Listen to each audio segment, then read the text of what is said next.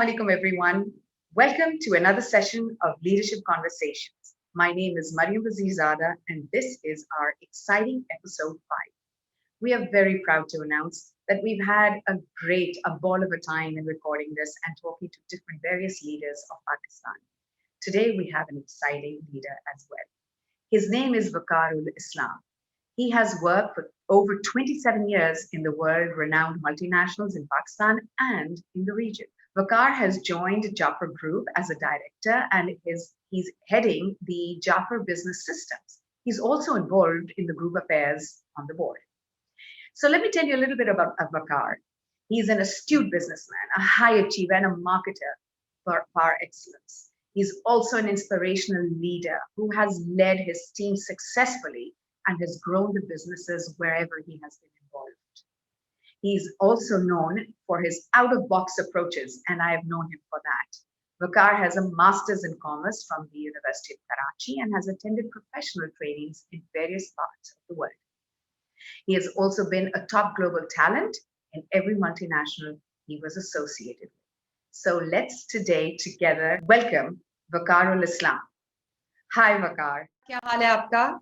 Thank you so much for joining us today. I've already introduced you. It's very exciting to have you on one of our sessions, the Leadership Conversations. And of course, you being as a leader, we would love you to start with your story.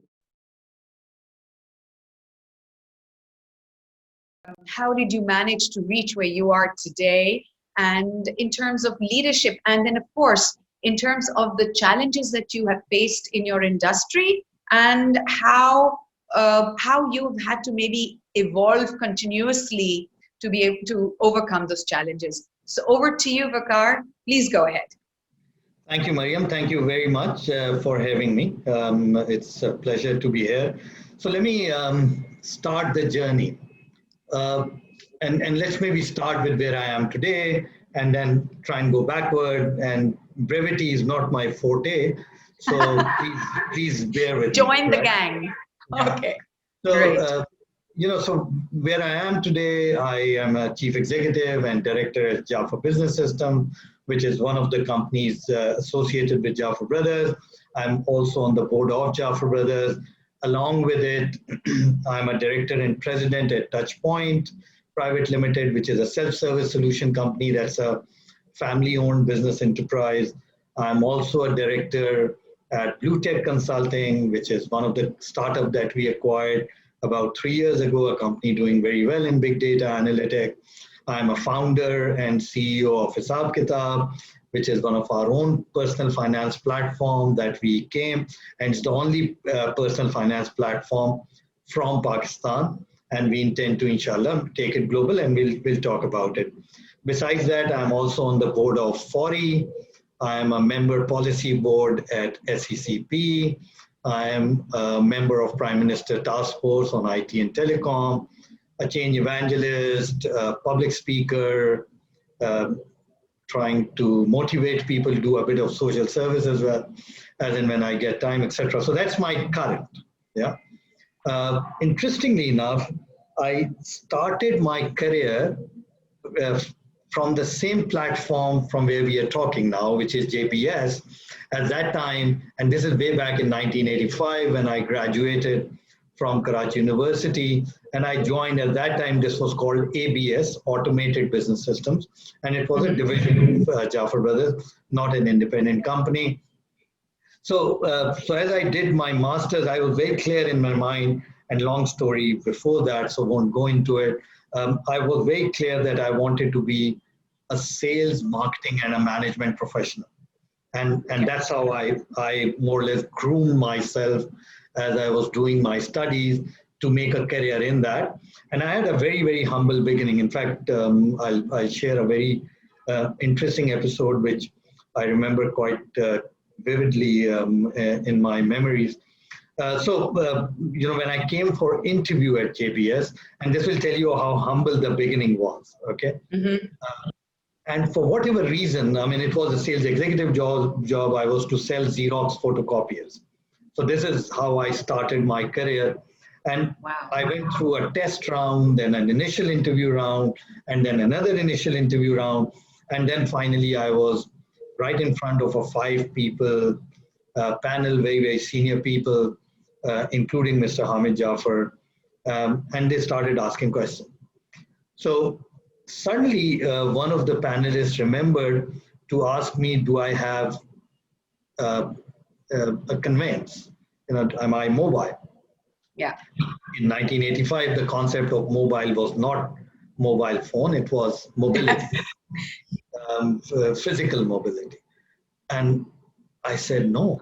I said, do you remember, or do you realize it's a sales job and a hardcore sales job? And this was one of our requirements before. So he asked someone, how was he even shortlisted? Because he shouldn't have been, because he doesn't meet the minimum requirement that was needed to get through to the resume shortlisting phase, right? So whoever did that, God bless him for doing it. And I said, no. And he said, okay, so what then? It's a sales job. I said, so what? And he said, but you do realize you need mobility. And I said, would you hire me for my competence and capability, or would you hire me for my mobility? And this threw them off, because they were not expecting a 22-year-old to come back and ask this question with this power studied. Smart question, huh? They weren't used to smart guys back then. Yeah. And they said, of course, you're competent. And then I said, please leave the mobility to me, because that's my problem, not yours. And finally I got the job, right? And I started selling Xerox photocopiers. I used to be in these, what we call yellow devils, wagons, buses mein phirta tha. And I used to go, through, interesting beginning, be on the road for 10 kilometers every day, because couldn't afford too many buses changes, etc., and all that stuff. But I always aspired to be in multinational, right? Okay. So that was the goal. More or less, I feel ashamed to admit, but I used JBS or ABS in that time as a parking position, because the goal was to be at MNC. And interestingly enough, I got an opportunity to sell something to NCR, which was back then a flashy computer multinational in Pakistan, even now. And I sold them a photocopier. And interestingly, based on that, I got the job. So I got into NCR. And then my career stayed with NCR for 19 and a half years. Where in 91, I moved from Karachi to Islamabad, and again in sales, right, all along. So from photocopier, I started selling computers, to started selling large IT or computer-based solutions during those times. Yeah, hardware, software, etc., but primarily hardware. Right. So 91, I moved to Islamabad as a senior account manager. So 6 years down the road, I progressed to be labeled as a senior in the organization, and that was good enough for me, right? And in Islamabad, my career really started shining, because I think compared to Karachi, it was a much smaller city. So you do a bit of good work and the world gets to know about it. You do a lot of good work, even then world doesn't know, because it's so big. So you stand out. You stand out. A diamond in the rough. Yeah, and it's an easy one in Islamabad. To shine in Islamabad is not that tough. Especially in that time period which you're referring to. But even otherwise, I feel it's not that tough. So 1997, which is almost 12 years after I joined NCR, I became the branch manager for Islamabad, and I was already picked up due to few interesting things I did in my earlier part of career as a fast track employee, as someone they were keeping an eye on for future leadership positions. So 99, finally, after 14 years in NCR, I became their youngest country manager in Pakistan, based out of Islamabad. So continued with being a country manager for Pakistan and Bangladesh for 5.5 years in NCR, and did a lot of interesting work in that, with very high profile work that we did in Pakistan as well as globally. During my time, we introduced the concepts of things like data warehousing, which is now more or less referred to in some ways big data analytics. So in my time, we introduced the concepts of data warehousing, self-service solution business, which is the ATM, etc. That grew exponentially. And the biggest thing that happened was that NCR, and at that time Teradata was part of NCR, became the first multinational in Pakistan to set up its global delivery center in Pakistan, right? Which meant that for young people who were high skilled in big data analytics, business intelligence, and data warehousing would start doing projects all around the world for NCR and Teradata.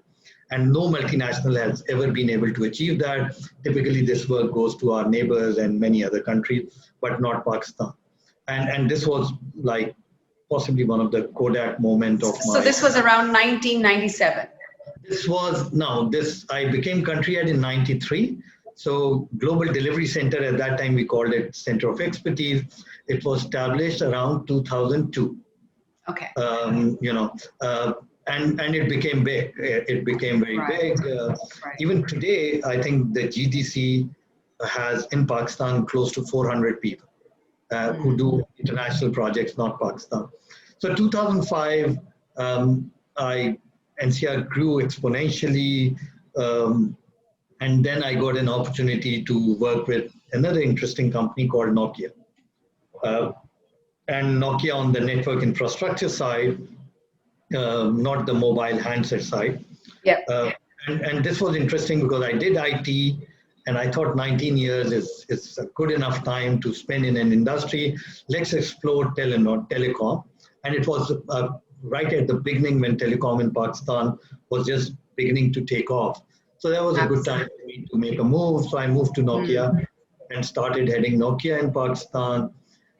Interestingly, again in Nokia, I was able to establish a center of expertise for Europe, Middle East, and Africa region for Nokia, which meant again Pakistanis started doing projects in EMEA region, and besides doing projects in Pakistan.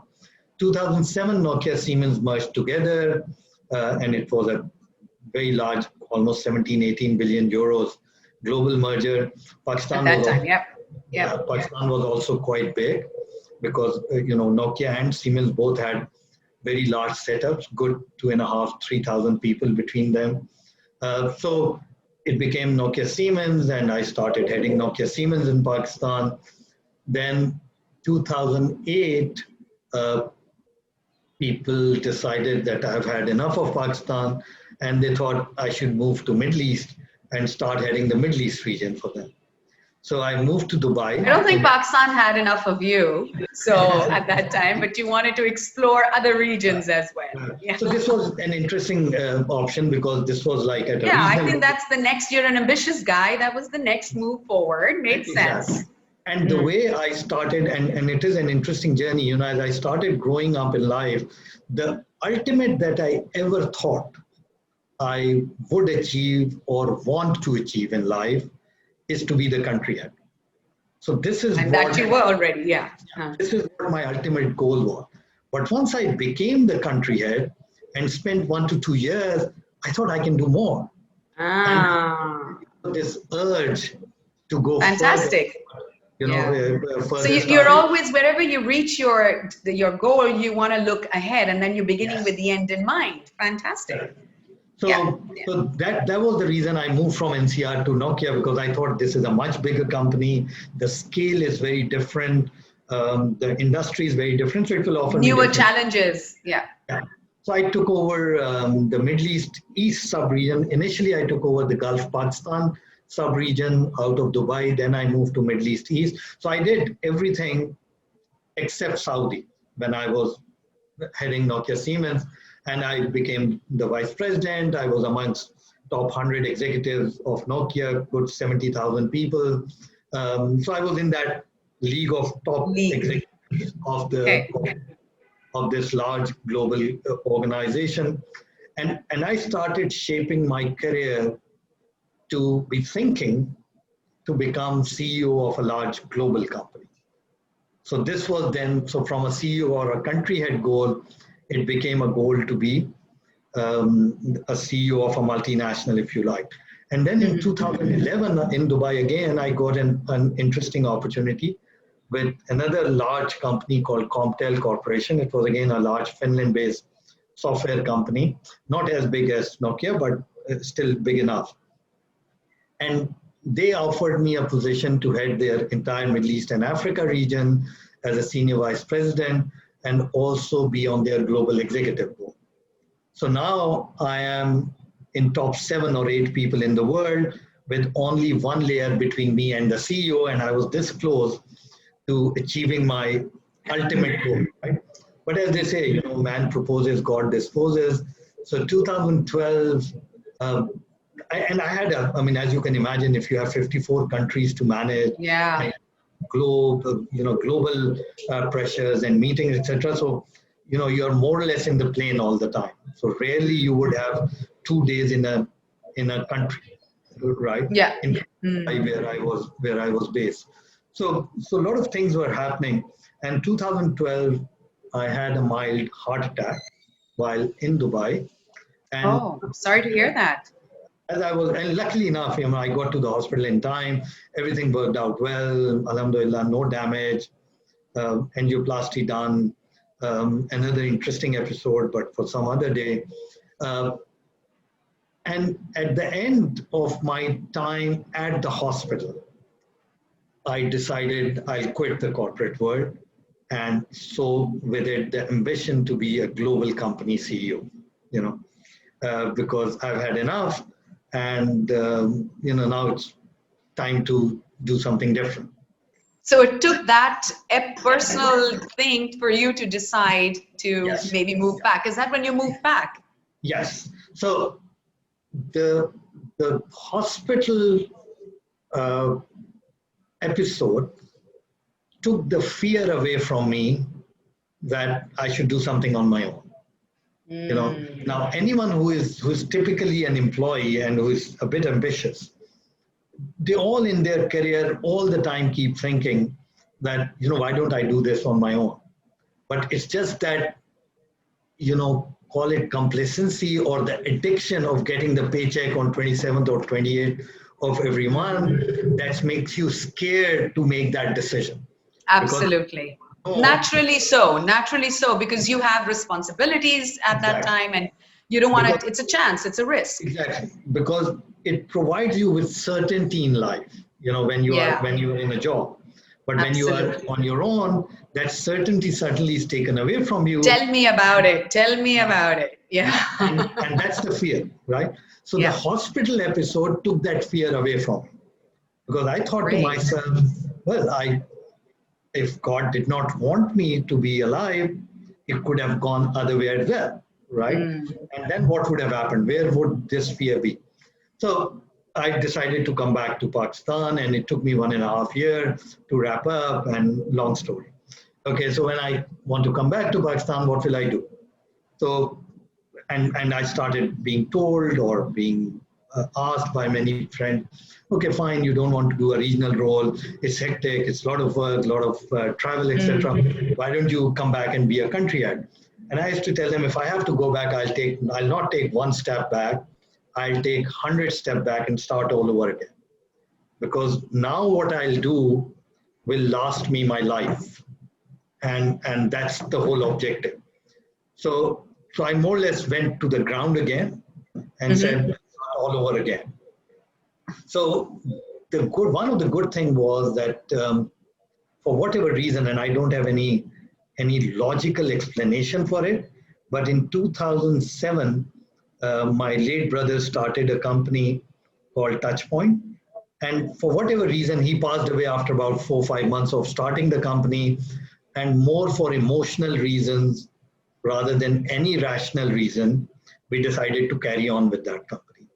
And that company in the next 3 or 5 years was just, you know, living on an oxygen, but living. Surviving. But and I thought, you know, if it has been living without us for this long and more or less survived or surviving, then if we start focusing on it, maybe there is enough juice in it and we can make it grow. So this was one option. which was in my mind when I decided to come back. And then few consulting offers started to come my way as people realized that I've left. So I think for such epiphanies, you do not need any rationality. It's just this feeling that you have, and you held on to it. So that is something that, you know, our audience can actually understand, that if there is a feeling that you have and you feel it's the right feeling, hold on to it. There's never any right time. There is a time, and that's your time.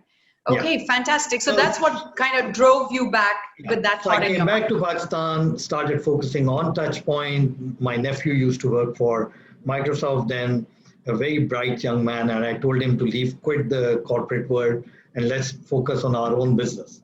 So he was brave enough again, made that decision, and he became the CEO and again a shareholder in Touchpoint. And the company now, mashallah, does very, very well. While this was happening in 2014, I got a call from, and this is I think April 2014, I got a call from Nasir Jaffer, who is our chairman. And he, of course, we were good friends when I was in Islamabad, and he knew my background with JBS or ABS. Of course. He said, "Oh, Veqar, I've heard you've come back to Pakistan." I said, "Yes. So what are you doing?" I said, "Well, I'm doing Touchpoint, few consulting, rozi roti chal rahi hai, alhamdulillah, I'm happy." How much time do you have? I said, "No, I have enough time because Tavish is doing Touchpoint. Consulting doesn't take a lot of time for someone like me." And for a person like you, you would like to remain busy. Exactly. And he said, "Yeah." So he said, "You know, this ABS that you started your career from, we've been trying to run it for 40 years or 35 years, but IT, since it's not our forte, so somehow it is not working out." And yesterday, or whenever he called me, he said, "I was offering my Fajr prayer, and your name popped up in my head, and I thought, let me check with you. And if you are willing to say yes, I will run this company. Otherwise, I'll put it in the sleep mode." You know? Ooh, peer pressure. I said, "Nasir bhai, I have left working for anyone else. So that part of me, I've closed that chapter." And in my life, whenever I make a decision, I typically don't look back. So then I only look forward. So I told him that piece is gone from my life. So I don't intend to be an employee anymore. And he said, no, that's not what I'm saying. I want you to come and look at us as a partner with us and not as an employee alone. And that was an interesting thing. And I said, okay, let me have a look at the company. So I did, and I thought there's enough juice in the company to turn it around and make it run efficiently. And I said, fine. So 28, 29 years after I started my career in JBS on wagons and buses, I joined the same company. वापस आके वहीं आप खड़े हो गए. This is called complete circle of life. That's beautiful. As a CEO, as a director, and as a shareholder. Fantastic. So that's just the whole journey. That's the journey. Wow. And just to give back a little bit to the audience and for them to understand, what does it take? देखिए आपका इतना exposure हुआ है, आपका इतना experience हुआ है, and I'm quite sure all the challenges you faced. What would you tell the audience that what is required, especially the industry that you've been in?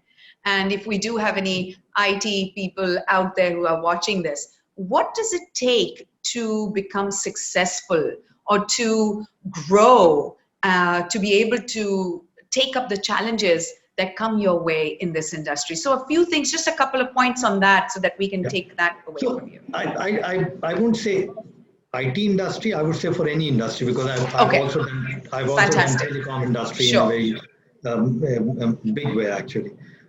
So first is, I think you need to have a vision for yourself. And I think that to me is the starting point.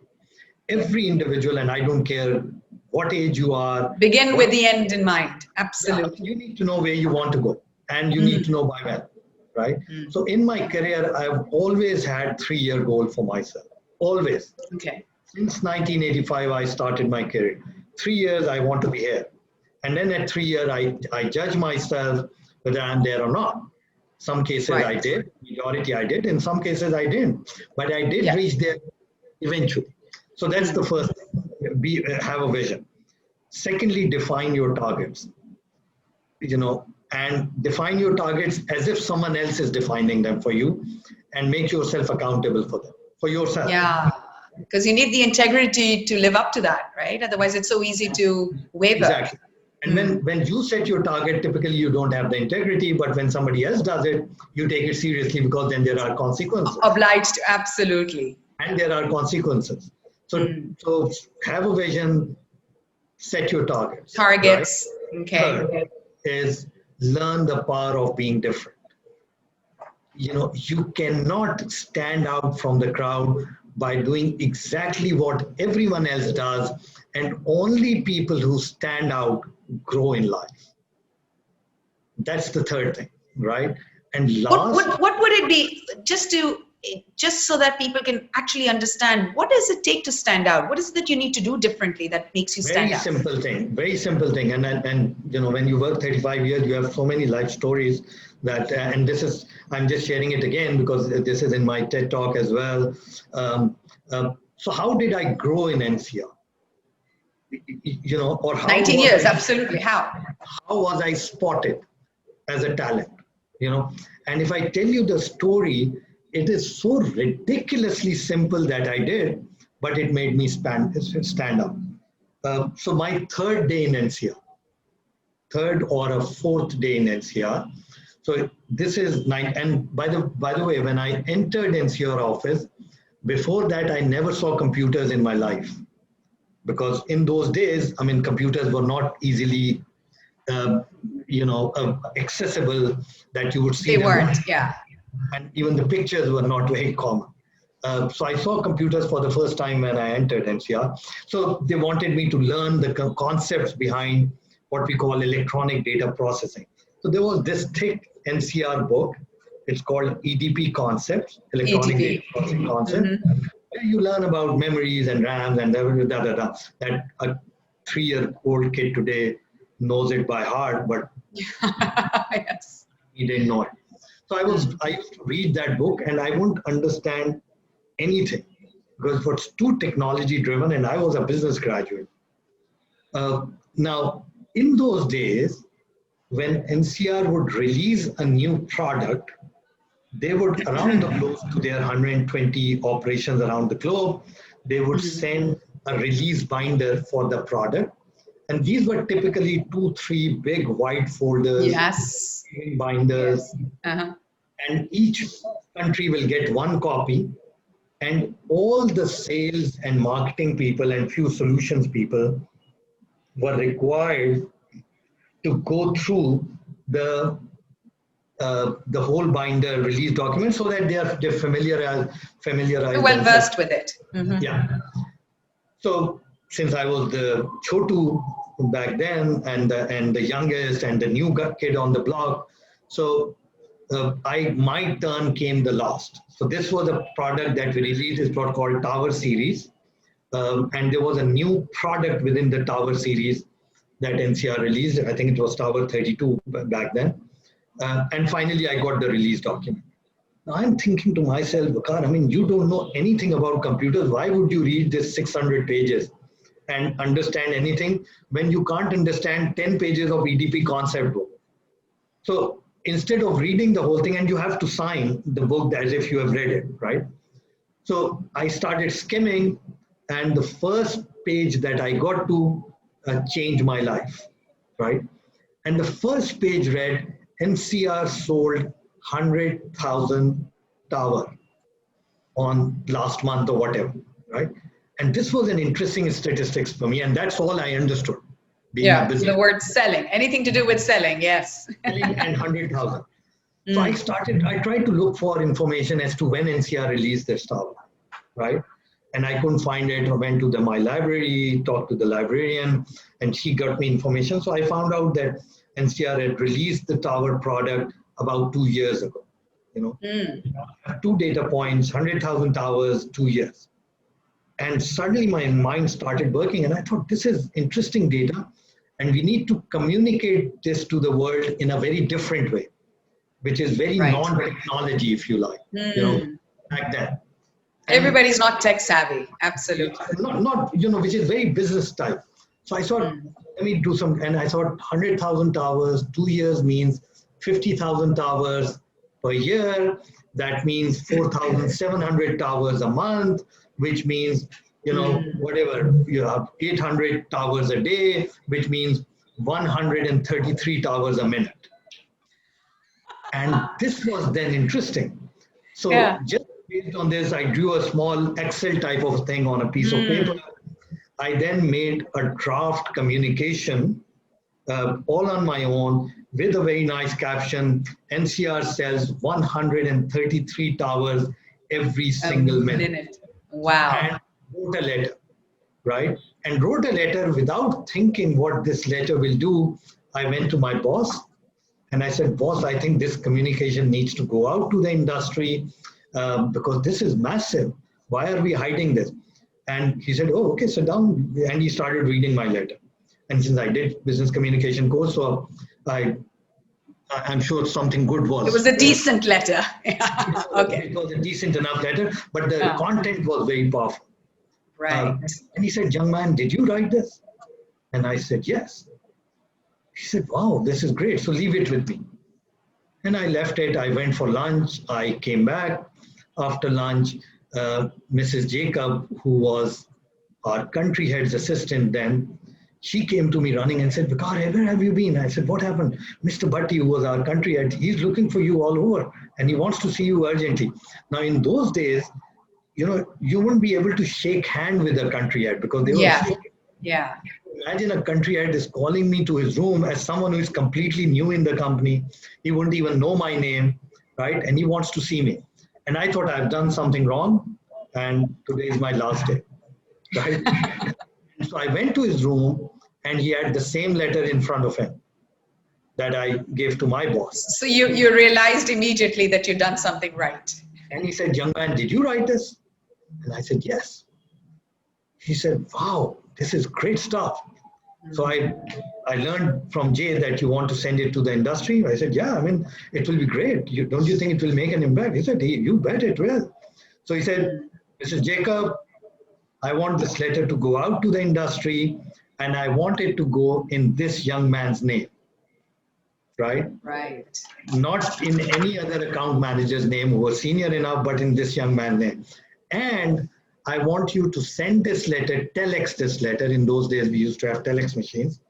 Telex this to Area Vice President, Mr. Chris Philactu, saying this is what we are doing in the market and this is what this young man has done. And I said, brilliant, right? So I was over the moon, went home, delighted, told the entire world, went to the mosque, announced it in the microphone, saying, I've done something big, right? Because so that's how you stood out. You did something that made you stand out. I came back to the office next day. It didn't stop there. So that's the cake, icing on the cake, as they say. I came back to the office next day. I had a telex on my desk.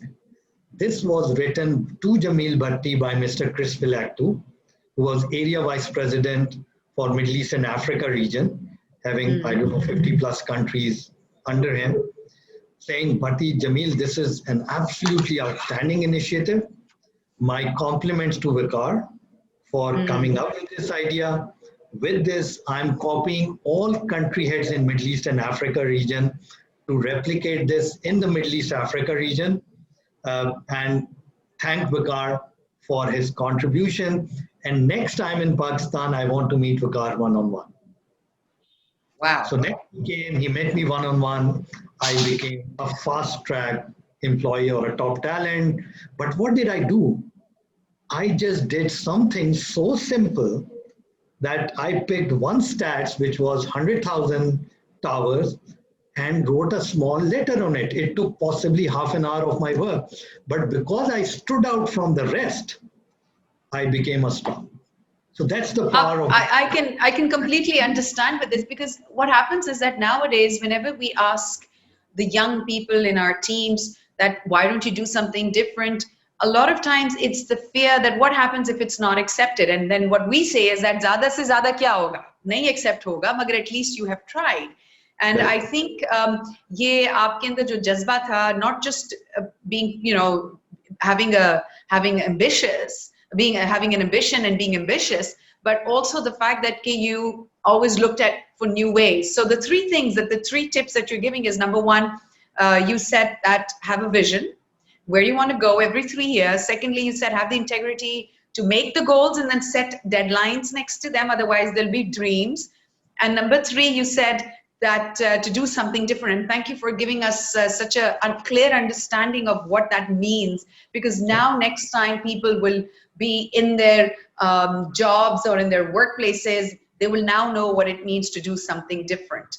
Fantastic. So with all this, I see that I'm quite sure that you haven't done this all alone. There must be somebody who's inspired you along the way in your journey.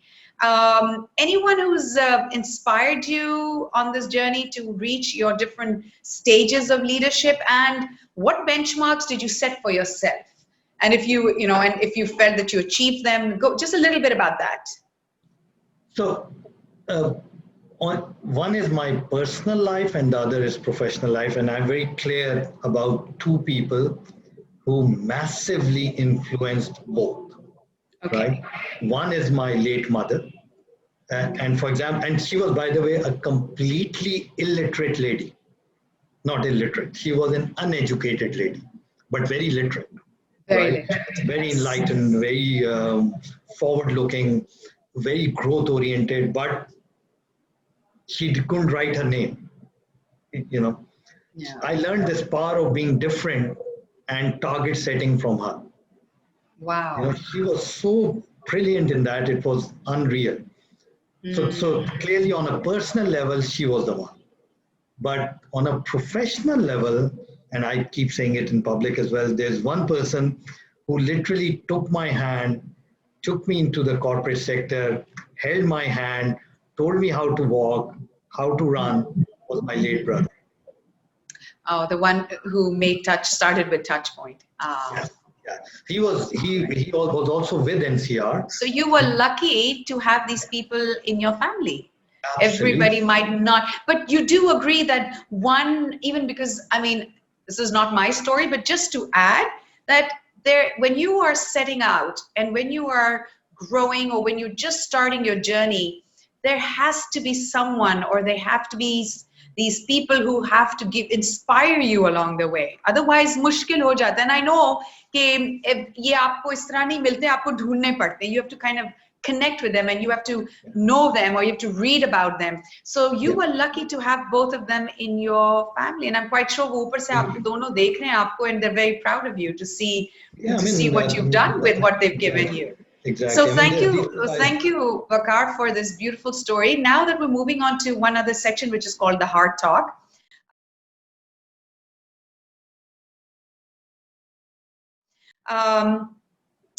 Just to tell me a little bit, setting up cultures in different organizations, because that's what leaders do, and looking at the culture of the country as well. What is it that you would say that you have done or are doing that is helping us in promoting these kind of cultures in your industry, and then for Pakistan as well? Any recent initiative, anything that you might have done which is helping our country in the IT sector to grow? And of course, a segue from that would be, what would it be that you think that we could do in Pakistan today that would really help this industry to grow? So it's kind of connected. What all you've done so far, and how can we grow this industry in Pakistan? So I said, exactly. In the corporate life, I said I'm possibly the only Pakistani who has set up two regional delivery hubs in Pakistan of large multinationals. I don't think anyone is able to achieve that in this country in their corporate goal, and that's something I take a lot of pride in. But when I came to going back to the earlier conversations, I'm one of those who loves setting goals, and I keep judging myself. So when I came into this business life, people ask me, and many people discourage me, as you can imagine. Absolutely, I can. And I said, when I reach 65, I want to have 10 companies. I want to have $100 million in top line. but most importantly, 5,000 people working in these companies, and these are all in innovation space. So Fantastic. that's how I judge myself 7 years later from benchmark, today. your goal, very clear, measurable targets. I measure it, and in 6 years, where am I? So and going back to your question, so I said I'll have 10 companies, I have 4 now, right? So I've done 40%. I said we'll have $100 million top line, we are close to 40. So 40%, right? I said we'll have 5,000 people, we are close to 1,100, 21%. I have 7 years to get to this. I believe this country needs a lot more entrepreneurs than what we have today. Yeah. Right? So instead of having 500 top entrepreneurs, we need to have 5,000 of them. And one of the programs we are running with JPS is acquiring startups, helping them grow and scale using our platform, our experience, our structure, and let it be, and they should be on their own. So create this successful entrepreneurship culture by providing them the right ingredients to help them grow and scale. And if we can do 10, and people like us can do another 10 and another 10, I'm hoping it will create that positive spiral that I'm hoping for, if you like, and this country needs. Plus, it will also create a circle of innovation in this country, which in majority of cases, because we hate R&D, we hate, or hate may be a strong word, dislike R&D, we, our most innovative mindset or most innovative thing that we do is what we call jugaad. Patchwork. The shortcut, yeah. The shortcut. Because R&D takes time, it takes patience, it takes perseverance, and cutting, you want a quick solution, fast solution. Exactly. गाड़ी नहीं चल रही, कोई engine में मसला है, आप cigarette की डब्बी ढूंढेंगे, उसको किसी तरह उसमें फिट कर देंगे, इंजन स्टार्ट हो जाएगा, चेपी लगा देंगे. Exactly. Yeah. But ये है कि दिमाग बहुत क्रिएटिव है. Exactly. दिमाग बहुत क्रिएटिव है हमारा. And you think the problem is solved. Problem is but it's not solved. long term. It's not sustainable. Problem is not solved. It may actually damage your engine if you don't fix it fast, right? So it is very important for people to understand the importance of doing things right, doing things with quality, with excellence, the right way that is done around the world. And then you'll start to be recognized as a quality player, not just in Pakistan, around the globe. So I want to, instill a culture of quality and excellence in the company. Fantastic. So in JBS, for example, when we came in and we have a strategy framework, which is around 3 things. It's around growth, which is simple, financial growth, portfolio growth, people growth, etc. Then it is around excellence. And in our case, we call excellence as something a bit earlier. And a bit earlier means whatever you do, try and do it faster. Go home early also. Go home early as well, or at least on time, right? Yeah. Whatever you do, try and do it faster, smarter. Yeah, don't leave it for the last minute. No. Absolutely. And third thing is innovation, that whatever you do it as if it is different. Do it as if nobody else has done it. So we have grown significantly. We have this a bit earlier culture. We completely transformed the pace of the company and the way we used to work. In innovation, we have done, we do innovate within what we traditionally have been doing. Then we acquired this big data analytics company called BlueTech. That's very innovative. And we have created our own platform, which is called Hisab Kitab, which is the first personal finance platform. So our strategy framework is around growth, excellence, innovation. And I strongly believe this framework provides for enough flexibility and enough resilience to carry us into the next decade. So taking this segue from here about resilience, so in this lockdown period and since COVID-19 has hit the world, this pandemic, how has it created any avenues for Jaffer Brothers Systems, and how are you taking advantage of, because now you see the need of the digital, the online, the quick, the being connected. Look at us, we're connecting via Zoom now. So any opportunity in this this pandemic that we have here and we're facing? Absolutely, absolutely. I mean, it is normally said, and rightly so, in every crisis there is an opportunity. Yes. So COVID, if you look around, how have our life changed? I have this mask in front of me always, and I wear it. Yeah, exactly. Yeah. You have thought about it 8 months ago or 9 months ago? No. So it's an can't leave home without it. Exactly. Yeah. It's an opportunity for someone to sell this in a crisis. Sanitize. Yes. It's an opportunity so while there is a crisis, there is an opportunity. IT companies got a God-sent opportunity during this crisis because the world realized, and especially countries like us, realized that there is another world which is real, which you cannot escape beyond the physical world. It's called digital world. The digital world. You are in denial. You can't ignore it anymore. You cannot. While you were in denial, before the COVID, about the existence of digital world, COVID told us, guys, digital world is here. Embrace it, cherish it, learn it, use it, right? Yeah. And it's an opportunity for people like us to use that and make growth. So just for you to know, despite all this, these challenges, our business Q1 compared to last year Q1 has actually grown. I can imagine. We have launched another product, which is what we call JBS at home. And that is, we will, whatever you need to make you work in a secure environment in your home, we'll take care of it from a technology viewpoint. Yes, of course. Data security, of course. So we have a JBS at home product that we are now marketing, where anyone who need a work from home solution, we are their one-stop shop now, right? Great. And we'll give everything. So it's clearly not just an opportunity, but for people who are in the tech industry or people who can think differently, it's a great opportunity to take it. So what you're saying is that people from the tech industry do look at things differently, and they're always looking at opportunities, even when they are crises, or if it's something that's happening that's affecting everyone. You're going to look at the silver lining of the dark cloud. And tell me something. Go ahead. Sorry, go ahead. I said I won't single out the tech industry. I think it's an opportunity for anyone.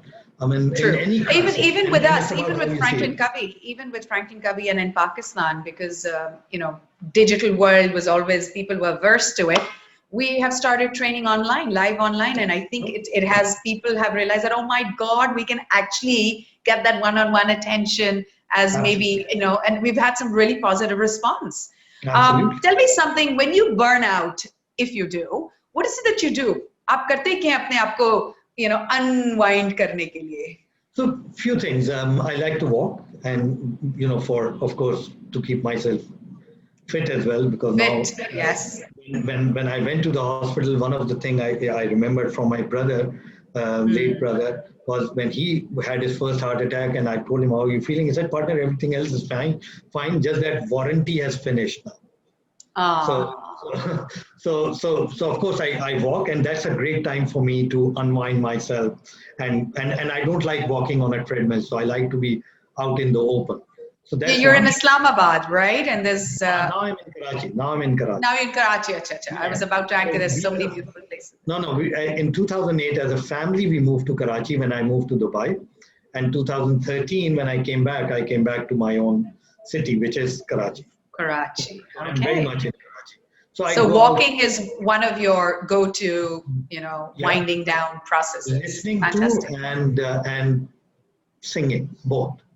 Oh, so music is something which I really love, admire. Great. At another time, I'm going to ask you to sing for us. ठीक है ना, Veqar? But because we're coming close to an end, now we're just going to quickly get to the last section, which is our rapid fire.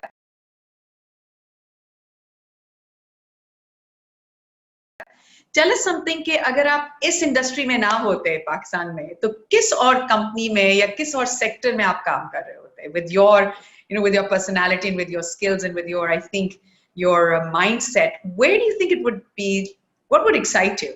So if I pick possibly 3 companies from today, I'll pick Amazon, Tesla, Apple. Okay, fantastic. And disregarding the fact if there is a time limit or a capacity, barring all limits, what one technology would you like to introduce in Pakistan? I think artificial intelligence and robotics. Yes, I was about to say work from home robot. So while we are talking, somebody is doing the cleaning. Yeah. Exactly. All right, Exactly. fantastic. I mean, I'm with you on that. And the last thing that I would really like you to share with us is some advice that you would like to give to the aspiring leaders, the upcoming leaders, the young leaders and how to encourage them towards contributing to the development of their sector, their own fields, or even the sector that we're talking about, the IT sector, or their company, just generally, what words of advice would you give to our aspiring leaders of Pakistan? I think first is, and especially in countries like ours, right? Always remember, if you don't have integrity, I don't care how much you grow in life. For me, you are a failure. And that needs to be very strongly, very well understood. One of the things I personally take a lot of pride in is that while everyone tells me you cannot work with integrity in countries like ours and grow, I'm an example who have done it. I don't compromise on my principles, right? It doesn't matter what are the consequences. And Allah has been incredibly kind to me to always compensate. So first is integrity. Don't take the easy route. Don't sell yourself short. Absolutely. And it's in the hard times when you require discipline to stay on the path. Right. And effective people like you. Exactly. So effective people like you make the environment, no matter where you are in the world, it comes with you. It's not the environment. Otherwise, agar environment आसान हो तो हर इंसान सीधे रास्ते पे चलना शुरू बिल्कुल. And integrity is not just about money. It's about discipline. It's about commitment. It's about being honest to yourself and to people you work, etc. So it's a big concept. The second is there are no shortcuts in life, right? You need to go through the toil. You need to burn the midnight oil. You need to work hard. Never go for shortcuts in life. You may achieve short-term success with shortcuts, never long-term. Sustainable successes are built on foundation. They are not built on having a hollow foundation or no foundation. That's the second thing. Third is take care of people around you. Because at the end of the day, I am one of the very strong believers due to many things that happened to me in my life. कि वो मैं अक्सर अपने बच्चों को भी कहता हूँ, दूसरों को भी कहता हूँ कि आपको दुआ देने में तो वैसे ही कंजूसी नहीं करनी चाहिए, जो मिले उसको दुआ दे दें, ठीक है? लेकिन इससे कहीं ज्यादा जरूरी है कि आप दुआ लेने में कंजूसी ना करें. तो आपको कोई मौका मिले दुआ लेने का वो ले लें. And it is those prayers and wishes of people which will help you attain your vision and protect you along the way. Yeah. So just to end with this, I mean, a quote that has always touched my heart, and this is by Stephen Covey himself, the gentleman who's behind the Franklin Covey concept. He once said that, have you ever considered measuring your success by the strength of your relationships? So, if you truly want to measure your success, it's not looking at what all you've earned, but it's looking at the level, the strength of relationships. And that in return, आपने जैसे कहा कि आपको जो दुआएं मिलती हैं और आपको जो प्यार मिलता है, वो लोगों के अंदर आप invest करेंगे तो आपको मिलेगा. So thank you so much, Veqar Sahab. I think it was, your story was so exciting. It reminded me a lot about my earlier days, because my earlier education, or when I started, was from the IT sector. But I know what you're saying, the hard work that you've put in, and you've always had your eye on a goal, and if it's always led you through dark times, easier times, and I can imagine it must have been a roller coaster ride. And it's not easy. It's not easy getting to where you are. You should always look at the journey and the what the person has done to where they've reached. And you've so beautifully shared it with us. Thank you so much, and we really appreciate your time. And inshallah, we'll have you. We'll share this with you and with everyone, so everyone can learn a little bit about this. Thank you, Mariam. Thank you for having me. Really appreciate it. Thank you. Thank you, Ji. Khuda Hafiz. Allah Hafiz. Thank you.